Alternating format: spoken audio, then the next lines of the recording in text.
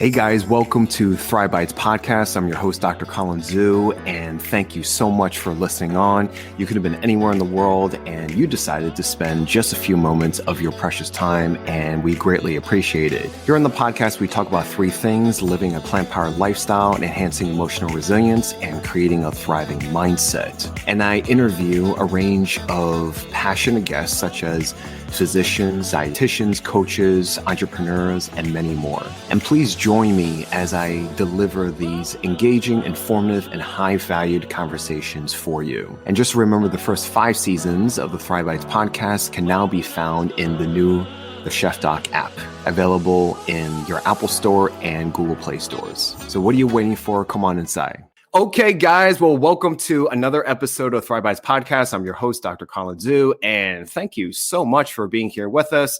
You could have been anywhere in the world, and you decided to spend just a few precious moments with us, and I greatly appreciate it. So for my next guest for the show, I am super excited to introduce her. Her name is Dr. Neha Pathak. She is a fellow, an MD. Not like a fellow friend, but, like a fellow, medical colleague, just super smart and brilliant. She's dual board certified in internal medicine and lifestyle medicine. She's the chair of the American College of Lifestyle Medicine's Global Sustainability Committee. She's an associate program director of the Atlanta VA Quality Scholars Fellowship Program and an adjunct assistant professor of medicine at Emory University School of Medicine, which is super cool because I was just there, but super sad because I just missed her. And her research focuses on the intersection of lifestyle medicine and planetary health. Ooh, this is so good. And also a medical journalist who reports on topics related to lifestyle, environmental, and climate change impacts on health. So without further ado, please welcome Dr. Neha. Hello. Hi, how are you? I'm doing fantastic. How are you? Good. Thank you so much for having me. And thank you for the very kind introduction. Well, I mean, you wrote it yourself, so no. You're revealing the secret sauce. Yeah. No, it's always fun to read people's bios, and I'm always just admiring people's just a time and dedication, devotion to different causes, and yours is so needed, and I can't wait to dive deep. But please allow the audience to know, where are you calling from today? I am in Atlanta, Georgia. All right. And like I said, I was super sad that we just missed each other because I was just road tripping last week. So it is so sad because it's not so often that people kind of come through my hometown. So I guess it's not my hometown, my adopted hometown. So I'm sorry to have missed you. Well, next time. So I know ATL is very, it's a hot spot. So both literally and figuratively. So let's get into this because I definitely want to explore more and learn more from you. But just to kind of orient the audience, I like to go through my guests, especially my super heroines, origin story is: how do you go from point A to point B?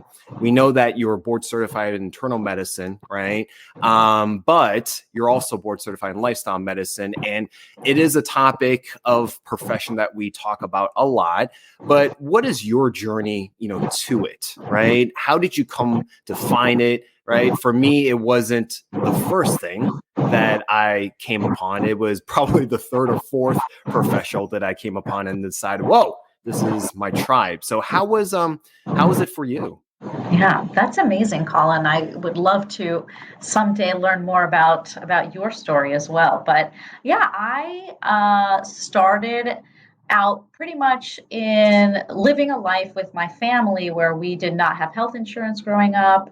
And we pretty much did a lot of traditional Indian medicine and really just sort of thought of, without knowing it, we're really looking at food for a source of keeping us healthy, social connection, just really being connected to the people that we love. I won't say that food was always the healthiest, because we did do some processed food, but it was really vegetables, plant forward, and avoiding meat and things like that. So that's sort of how I grew up. And then when I went to medical school, I really thought I want to do in primary care. And so that was really my path. And it was really sort of working in communities where there may be less access to healthcare, and just trying to really work with community organizations as well as my patients. So my first job out of residency was at a VA healthcare system. And it was amazing. It completely transformed my life, because the VA is really set up like a patient-centered medical home. So we had access to social workers and nutritionists, and our core team was me, a nurse. So it was really all interdisciplinary. But every time I was talking to patients, they wanted to know more about food or exercise, or the stress that was going on in their lives, the PTSD, all of this trauma that they had experienced. And I felt like I was just capable of prescribing medications or referring them out to a specialist. And so it just started to get to a point where I felt like I could do more, or I want to do more. And that's where I discovered lifestyle medicine within VA, what we call the whole health sort of system. And so the whole health team really, that team really introduced me to these concepts of lifestyle medicine within sort of the practice of primary care. I don't know if I ever told you this, but when I was doing locum tenens for the first, couple years, I actually was working at the VA in New Orleans. And very, very humbling experience. I was able to see like literally every veteran, I think from every war. And it was really, really cool. And I totally resonate with what you're saying, that it is very similar to like a patient medical center home. And, it just has everything, there. But you still feel that there's something missing. And that's how I felt through different kinds of settings, whether it's the VA or a community health center or just a regular outpatient setting, there's something missing. And so I agree with you. Lifestyle medicine provides those, tools for you. Once you got into it, how has that shifted for you personally, and how has that shifted for you professionally? Yeah, so I think that it really helped me realize that a lot of these traditional systems of medicine are the same sort of foundations of lifestyle medicine, where you're really where you're really trained to think of food as your medicine, your activity as your medicine, yoga, meditation, stress management strategies, the focus on sleep. And in so many different cultures, there's a siesta culture, or there's a nap culture. There's this culture in trying to find restoration in sleep, and not being so go, go, go, go, go. And as we were talking about before, just like, where's the productivity and just being busy just to be busy? But there is just this genuine part of your cycle of the day where you honor rest. And so it just really made me reflect on all of that personally. And then professionally, it's really interesting because I found lifestyle medicine in the VA. I was able to practice it with my patients for a period of time. And then I think I had already started thinking that I wanted to maybe be in a setting where I wasn't just one-to-one making a difference, but trying to reach a broader population. And so that's what brought me to sort of medical communication, and then really the focus on reporting around climate change, environmental health, and then lifestyle medicine, how that all fits together. Awesome. Now, I don't want to digress too much, but you did mention growing up, you had talked about Indian medicine. Are you referring to Ayurvedic medicine? Yeah. So the traditions of sort of Ayurvedic medicine and sort of thinking about the herbs, and it's not separate from the food. That's all used to flavor and spice the food that you're eating. It's all used. So if you're sick, if you have a cough, looking to honey or looking to certain other types of ginger to try to help with nausea. So we were always kind of trained to look in our kitchen cabinets when we were not feeling well. Yeah. I think I've had a couple of guests that practice Ayurvedic medicine, and they would tell me the different benefits of like cumin to coriander to turmeric to it was just great. Just spices in general. You could probably have a whole podcast episode on. Very, very profound. One of my culinary instructors, he was Italian. And he practiced, a lot with Ayurvedic medicine, not in a clinical sense, but just was a great student in it. And so that was my, exposure. Has there been any type of health challenges, either personally for you or family members or anyone of an anecdote that you can share that you feel has made a lot of changes by the application of lifestyle medicine?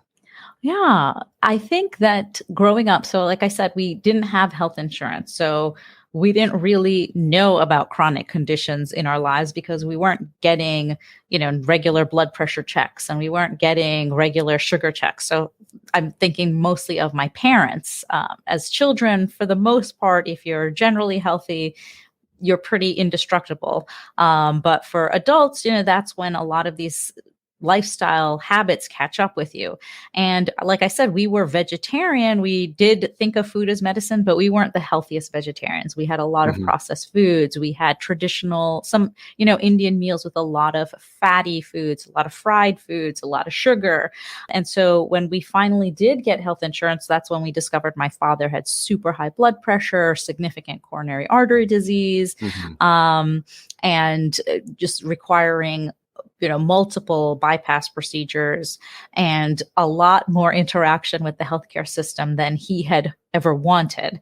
And so that sort of really led to a shift for me wanting to pursue the path of medicine. And then as we've gotten older, as I've had my own children, because I feel like there's a phase in life when you're just like, I just got to go and get things done. And you're not really focused on your health. And then when I had my kids, I was like, I don't really want this for them. Like I'm repeating these same patterns.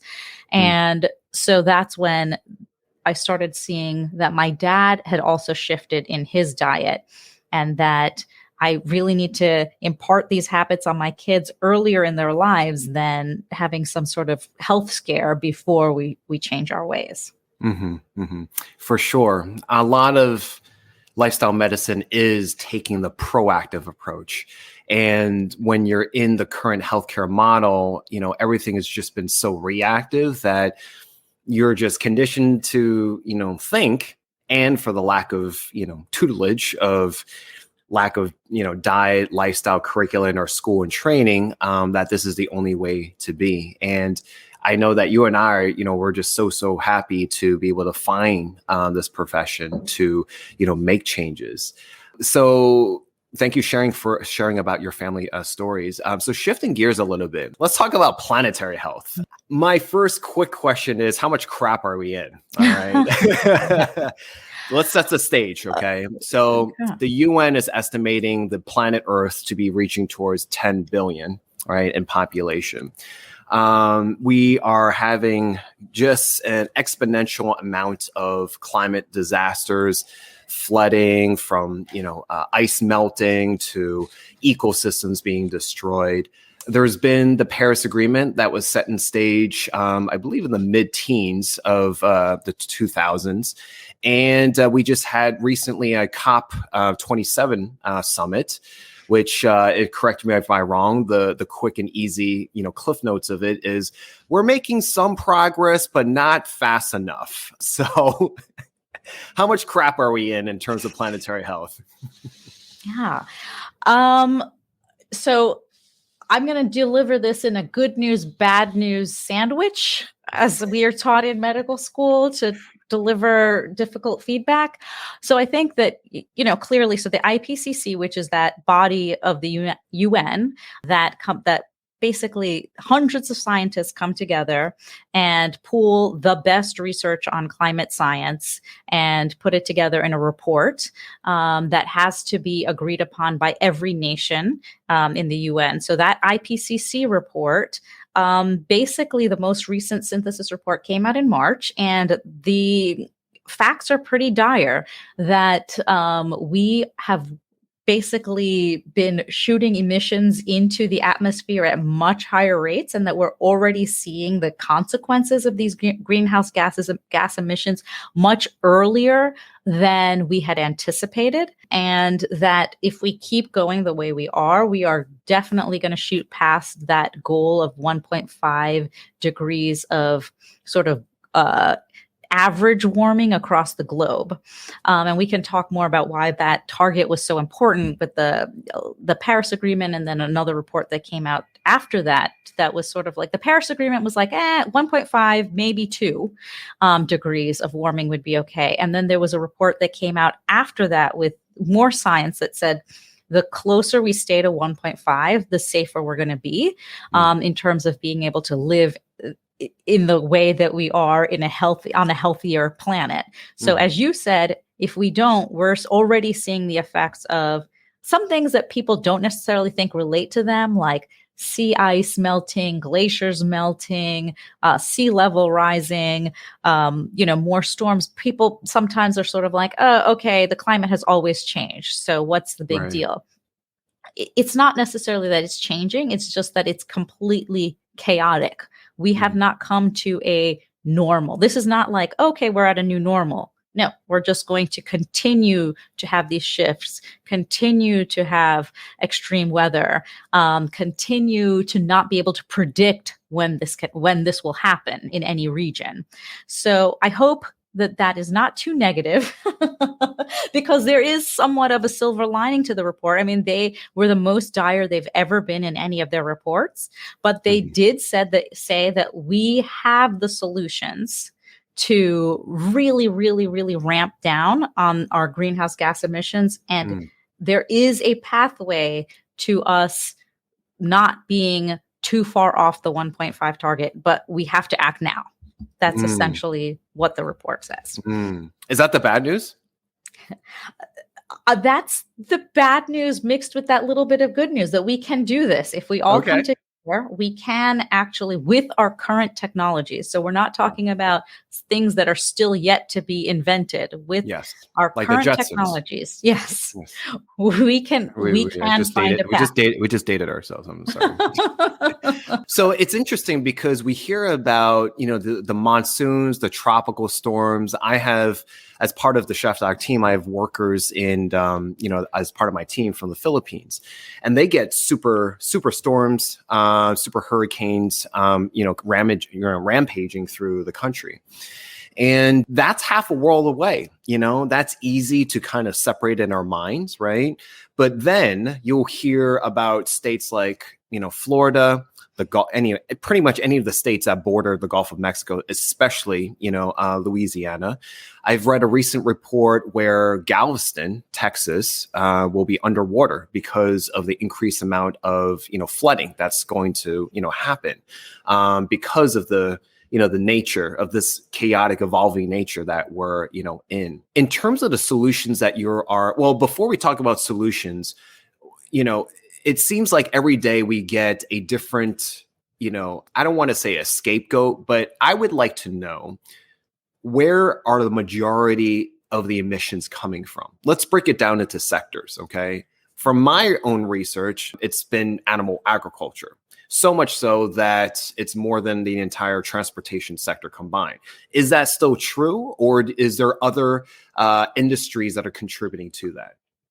So we know that the bulk of carbon dioxide that is being emitted into our atmosphere is coming from the consumption of fossil fuels. So basically the harvesting and consuming of fossil fuels for energy, for transportation, for industrial activities. So I think that that's pretty much where we have a large bulk of our greenhouse gas emissions coming from. Agriculture has a huge role as well. So something on the order of, and the estimates are different depending on the science that is being used to the data that's being used to create the climate models, but essentially close to 31% of greenhouse gas emissions. So that would be mostly like methane from agriculture, come from our food system as it currently functions globally. So that is to say that even if we did everything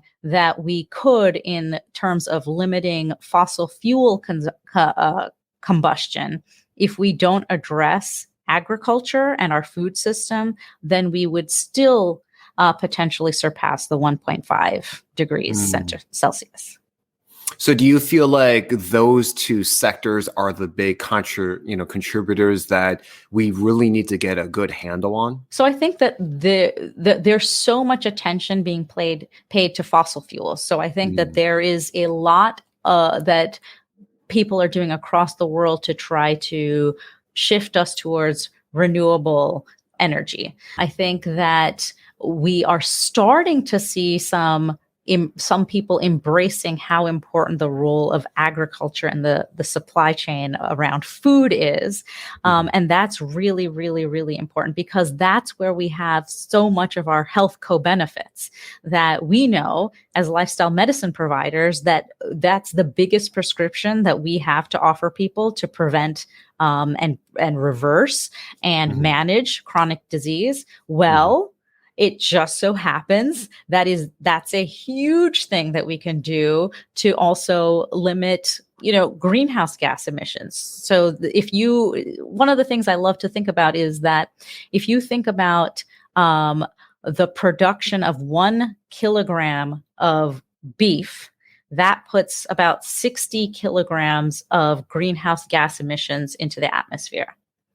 Producing 1 kilogram of something plant-based like peas puts just 1 kilogram of greenhouse gas emissions into the atmosphere. So we really there's a huge differential between the two. So when we are prescribing a plant-based diet to our patients to protect their health, we're protecting their short-term health if we're thinking on the order of, geologic time. So you are going to be protected, but in the future, your children are going to be protected from these greenhouse gas emissions that are driving climate change. Yeah, exactly. Man, there's so much to talk about this. Even just, because when I think about animal agriculture, so you're talking about, planting a plant-based source versus raising and grazing, animal, based protein. You are also saving the environment, because you don't have to deforest, a piece of land in order to either graze or to grow crops, mainly for, just the animals, for the grazing animals. I think the top 3 crops in America, soybeans, corn, being the top 2. A lot of it, a big portion of it goes towards animal agriculture. It doesn't mean go for human consumption. Yeah. And, and I tell people this as well, a majority of the antibiotics that are produced goes towards animal agriculture. And so what I love about this is that, being able to, it's kind of like a seesaw effect. Once you're able to minimize one end of the seesaw, it's almost like a reciprocal increase. You are saving land, you're increasing your nutritional density, you're saving, you're improving animal welfare, and not to mention the CAFOs, the concentrated animal feeding operations that are, kind of huddled mainly in middle of America, which a lot of people don't understand is that there's also communities that live around this. And there's a lot of side effects that happen when you're producing all these like noxious gases like methane and, all these, gases that are emitted from these operations. And it actually produces chronic diseases, neurological diseases for these local communities as well. Yeah, so I'm so glad you pointed that out. So I think that one thing, just to take a step back too, is planetary health. So we were talking about that when we first started our discussion. So I think a lot of focus is being placed on climate change, and rightfully so, because it is really the biggest threat at the current moment and the biggest long-term threat. But planetary health, just to take a step back, is basically thinking about the health of humans, the health of our civilization, and the health of the natural world upon which our health depends, right? So it's not just a stable climate, it's also thinking about environmental degradation. It's also thinking about land use. It's also thinking about our water supplies. It's also thinking about pollution, biodiversity. So when you think about all of those things with regard to planetary health, animal agriculture and agriculture the way that it's practiced currently, and it's different in different parts of the world, so we have to acknowledge that, absolutely has these negative consequences, not just for climate change, but also for the things that you just talked about that are also pieces of planetary health. So we're polluting our environment. That pollution has consequences to people that live close by. But even if you don't live close by, that pollution can make its way into our water systems. So now that is affecting people much farther away. It's affecting biodiversity. It's affecting, like you said, antibiotic use. So there's so many things all wrapped up into just this one piece of the puzzle. So many pieces. And I think the greatest challenge is being able to connect all these pieces to make a clear picture. And all the stakeholders at this, let's just call it an environmental table, right, that need to be there. I think to me, the biggest disconnect is not being able to see how that affects the quote unquote stakeholder, right? To be able to make these instrumental, changes, and also the policyholders and et cetera, right? Because, within a city, a town, a state level, federal, and even just more broadly than that, there's so many issues regarding just humanity to deal with. And the continual fight of including the environment, and connecting it with us, to me is the biggest, challenge. And I think that once people have the understanding of these connections and how it affects themselves and vice versa, then we can have more of a motivation and, more resources devoted towards, keeping these safeguards, you know what I'm saying? So, yeah, that's a major point. And I think one of the things is thinking about how we're individuals nested in communities, nested in cities or whatever, larger structure, districts, countries, and then the entire world. So if you think of yourself and you think of yourself just very isolated in that whole nested system, then you may have a different motivation for action in your area than if you're thinking of yourself as sort of a global citizen. So I think but the good news there too is that we can use the health case to impact people on any of those levels, right? It's harder to make a case to care about climate change for a lot of people because, like you're saying, a lot of the very direct and very current impacts are happening in places that are potentially far away, or even if they're happening close to you. We have basically created a system in which we're making most of the greenhouse gases, and we don't get affected by it because we're in air-conditioned buildings. So when there's extreme heat events, we're not really experiencing that. We have cars that transport us from one place to the other. So we're burning fossil fuels as we get to our next location, but all of that fossil fuel is going into the air. We're not necessarily feeling the air pollution, but guess what? Those people that are unhoused, those people that are outdoor workers, those children that are playing sports outside, they're the ones experiencing those consequences. So I think that makes it harder for people to care about some of these issues. But what makes it easier is to think about your health. So if I talk to you about your personal health or the health of your family, and I'm talking about lifestyle interventions, I might know that, hey, I'm giving a prescription for both things. I'm prescribing a healthy plant-based diet. That's going to improve your risk for chronic disease. I also know that that's going to improve planetary health. If that doesn't resonate with you, I don't need to bring it up. But at least I know as a prescriber that my prescription pad is really powerful as a lifestyle medicine health professional. So I just hope that's some of the positive that we can take away from this. Yeah. No, and that's a beautiful segue into the next question, which you partly answered already, is, how does lifestyle medicine interplay with that, right? And why should practitioners of any form, of any aspect of lifestyle medicine care about, prescribing it or even talking about it, educating about it? Personally, I started a Walk with the Doc chapter that's going to, commence next month in May. And for me, it's a natural segue, to be able to talk about, for those of you who don't know what a Walk with the Doc is, it's a great nonprofit organization in 34 countries, more than 500 local chapters, and all over the country, started by cardiologists. So what you do is you walk in a designated area with a healthcare professional, and there's a health talk brief discussion before that. It's a great way to educate. It's a great way to go into nature, right? And it's a great way to practice lifestyle medicine and be able to connect. It's a very easy, applicable way of connecting it, right?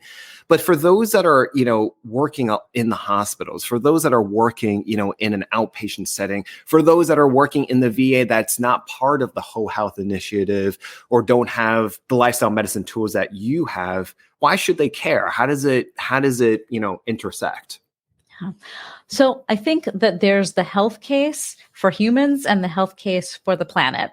And like we were talking about, and like what you're saying is that case, you're going to have to figure out what case you need to make based on the person in front of you. So if the person in front of you is really someone that is concerned about their own personal health, then it's really important to recognize in your own self that what you're going to prescribe to them is going to be helpful for both. But we know that 60% of adults in the United States have at least one chronic condition. 40% have two or more. And we know that poor diets are killing close to 11 million people across the globe. And we know that at least 50% of Americans are not even getting close to meeting the dietary guidelines, which just if we think about fruits and vegetables alone. So I think knowing that you're going to prescribe a plant-based diet to someone, you can make the case that this is going to protect you from chronic disease. This is going to be a really delicious and nutritious meal. And as a chef, you probably have healthier and more exciting recipes than I do. I make the same thing for my kids every day, and they don't like it. Today, my daughter just told me that her dad, Baba, she calls him Baba, makes much better food than I do. But at the same time— That doesn't make you sad. Don't worry about it. It doesn't make me sad.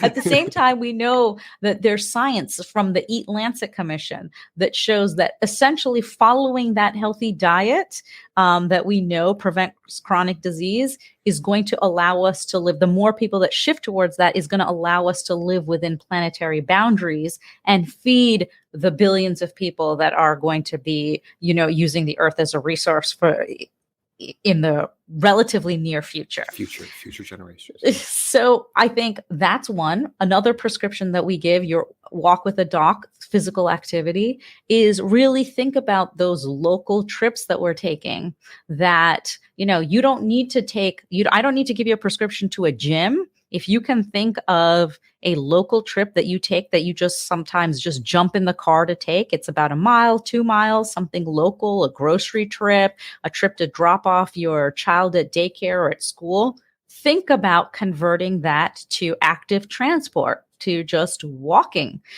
to bicycling. And that is going to protect your health. And that's less emissions in your neighborhood, less emissions in our atmosphere, but less pollution in your local environment. And so there's so many co-benefits to action. And I have just, as I go out into the outside of lifestyle medicine world, I just see that so many people are looking to these lifestyle prescriptions, especially in the medical space, to provide these co-benefits. So we as lifestyle medicine doctors are already practicing that. So we just have to keep doing that and keep spreading the message that what we're doing is so helpful for that patient in front of you, for their family, for their community, and for planetary health. Yeah. And every environment is going to be different, especially for urban spaces, very much more limited green spaces. So just doing a simple Google search, we pay taxes for public spaces like parks and stuff. Take advantage of it. I have a park right across the way. And, one thing I do is just putting my phone down and just being able to walk it a couple of times, take advantage of whatever you have access to and just leverage each other, join a walking group, join a hiking group, join a group class, and, take your kids to more playgrounds. It makes me sad when schools are minimizing recess time, especially, the arts, home ec, things like that. But, just so much to say. And then the Eat Lancet report, I did read the same report, and it's not even a whole food, not even totally a whole food plant-based. It's more of a flexitarian, which they're recommending, maybe no more than 5 servings of meat and seafood in a week, which is a nice, closer shift. And so we're not asking everyone to go totally plants all day, all long, 365. But if we are making choices for our individual health, the best part about this is that it has such a, multiplicatively effect with all this. And that's what I love about, lifestyle medicine. Quick question about the Eat Lancet. Are they going to be doing an update? Because I believe it was not too long. It was like 3-4 years ago, right? So it's a commission that is still active. So they are continually doing research. They're continually going to put out updates, and they have a website that can help people sort of identify where they are on the spectrum and then sort of help shift their diets. And as you said, it's really not requiring a complete change in what's culturally appropriate. So we're also talking about this as a global diet, right? So it's really, there's certain regions of the world that are just over consuming. And there's certain regions of the world where malnutrition and lack of access is a real serious and major problem, where the access to and the ability to eat some of these proteins from animal sources or fish sources is still an important component to their nutrition. So this is really a way to think about the diet holistically and globally and in a cultural context, which is still very, very, very, very much plant forward. I mean, it is essentially like a modified Mediterranean diet. So I think that we all recognize that that's a very healthy diet. And this is very similar to that. And just to, if I may, just, to follow up on your one point about the nature-based solutions, which are like my all-time favorite thing in the whole world. Is it your favorite thing? Is it your favorite thing now? It is my favorite thing. Can I say that again? It's my favorite thing because it multi-solves, right? So we're talking about restorative sleep. We're talking about when there's the heat island effect, like you mentioned, in urban areas. These trees, large trees, old trees, green spaces are going to be protecting us from that. So climate risks that we're facing now and into the future. We're talking about safe places for physical activity. So all of these things happen together.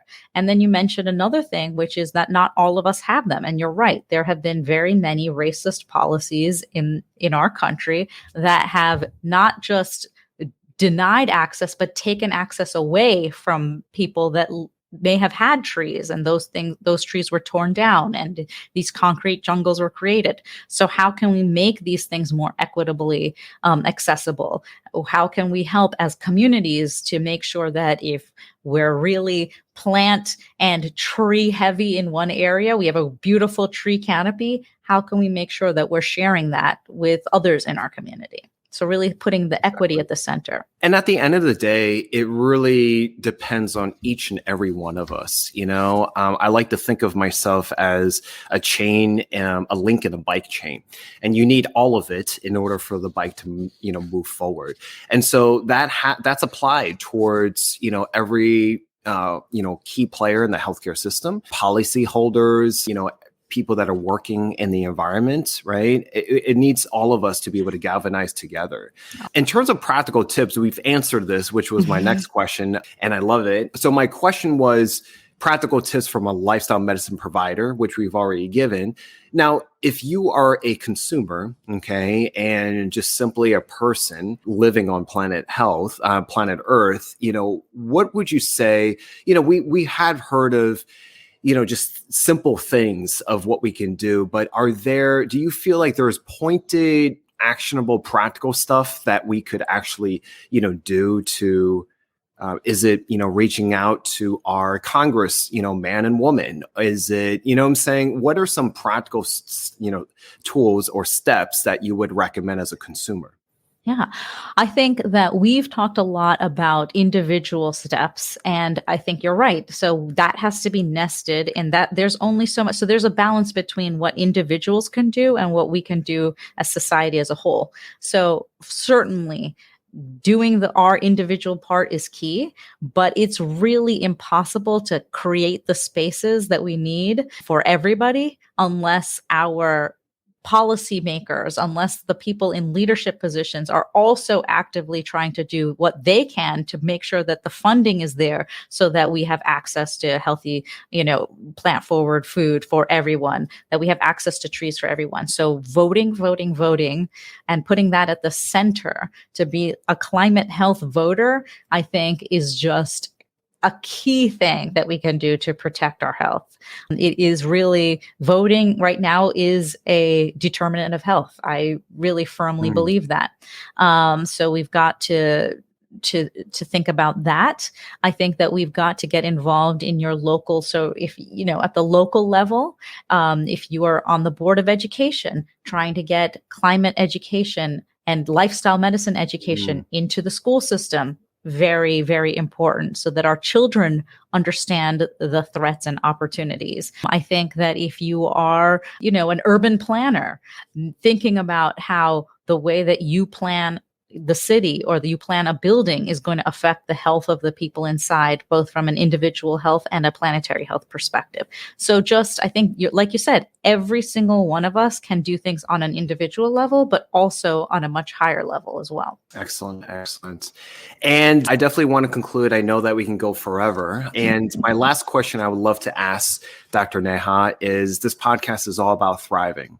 And as much as we've talked about our individual health and how that, is applicable for as a ripple effect for everywhere else, it does start with you. And so for you, how have you personally thrived in your life? What has lit your fire? What has gotten you out of your bed besides your kids? What has motivated you to this point of doing this kind of work? Can you share at least, 3 tips? Yeah. So I would say that whatever you find passion and purpose in, to really try to make sure that a lot of what you're doing is in that space. So it's your passion, it's the thing that you're skilled at, and it's the thing that you think is going to have the biggest impact in life. Where those things come together, a lot of people are passing that Venn diagram around right now. That's where you work and play and live. And so for me, it's really in reporting on climate change and health. So if anyone's interested in learning more about these, I write about it for Yale Climate Connections, and you can certainly follow me, and I always happy to share articles and new research in this space. The other things that help me thrive are social connection. I think that I like to be very honest. I have, during COVID and with the massive children that I've told Colin about, that, I have not always had the healthiest habits and the healthiest lifestyle. And I think it's okay to honor that. It's hard. This is hard to do. It's simple stuff, but it's very difficult to do. So the more I find community and doing these things in a social group, like walking to drop my daughter to school, have started to do that because I have other moms in the neighborhood that I can do that with. So I'm multi-solving in my own life. So wherever you can find those opportunities, I think it's key to do that. That's beautiful. I love that. And, like we were talking about before, it's being part of that community. And once you get into that routine and lifestyle and habit of being immersed in a community, whether it's a group class, whether it's a group walking group, whether it's, an initiative or a collaboration project with your fellow coworkers, you realize that the stuff that we do is much bigger than ourselves. And once we have that, notion really firmly rooted, then we understand that the individual choices and actions that come from these individual choices have a very profound impact. So, Dr. Neha, thank you so much. You have been wonderful. Thank you so much for having me. This has been so much fun. Thank you. Of course, of course. And I can't wait for, more reporting, hopefully good news than bad news of everything. And we really, really appreciate your time. So guys, thank you so much for watching another episode of Thrive Bites Podcast. If you like this, please like, comment, and share and subscribe. And if you feel like this is a benefit for someone else, please let them know as well. Until next time, please say goodbye to Dr. Neha. Bye. Hey guys, we hope you enjoy that episode. If you like that, please like, comment, and subscribe. And please follow us on Apple Podcasts, Spotify Podcasts, and anywhere that you listen to your podcasts. And if you felt that this was a benefit for someone else, please let them know. And also remember that the first 5 seasons, 150 episodes, now can be seen and heard on our new TheChefDoc app. And don't forget to give us a 5-star rating, and we greatly appreciate it. And we'll see you on the next one.